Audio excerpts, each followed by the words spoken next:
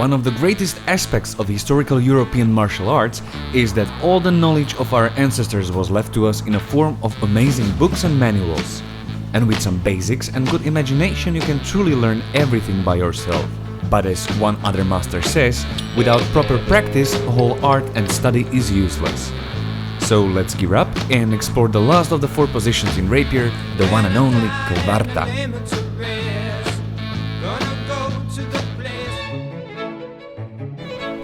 The position wheel is complete and our palm now points upwards. With a further extension of the arm we find ourselves in the basic 4th, which is almost equally strong both inside and outside of our blade. The cavazione can be easily performed with speed and finesse. The 4th position is ideal for a rigorous practice of disengagement. With precision and advance in proper tempo, you may achieve easy and cheap hits.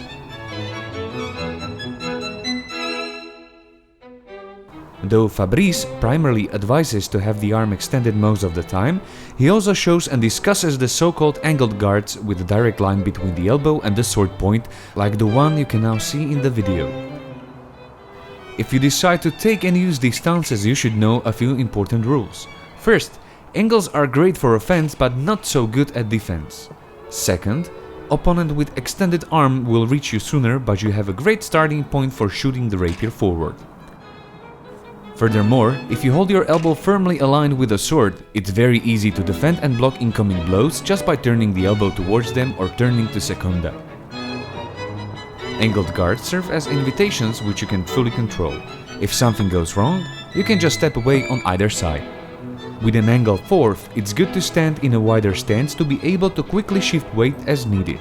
Angled positions are also good for deception and luring. Experiment and you'll see yourself.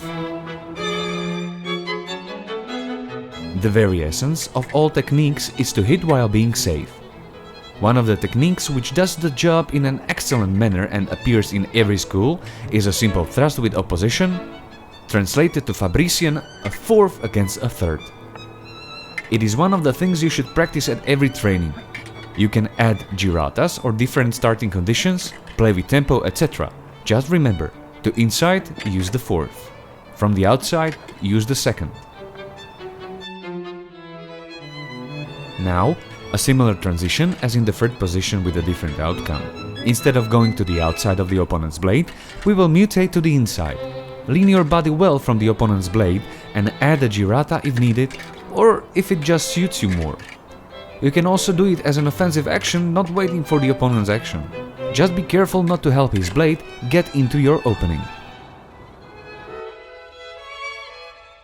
One of the tempi your opponent may offer is the time and distance it takes for them to make a cut. When you see your opponent lifting their sword, assume a good starting position and launch a high thrust into the 4th. Alternatively, you may push their blade far away, so you will literally ask for a cut. If, for some reason, you can't attack before your opponent launches an attack, wait for their blow to fall down and immediately follow up with a thrust into 4th. It's the same action as with the 3rd position, except for the cut. We should attack into 3rd after a mandrito and into 4th after a riverso to assume a better position in case they return with another swing.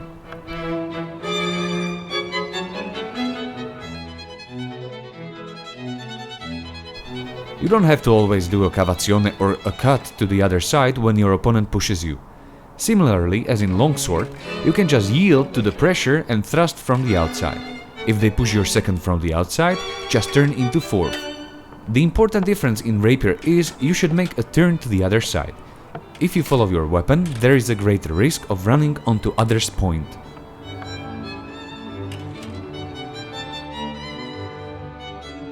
If you are a brave soul or just too close to get out of the way, just repeat the drill we've already seen with the 2nd. When you see the opponent's blade approaching in a mandrito, cover yourself well with the 4th, catch their blade on the forte and push your point forward.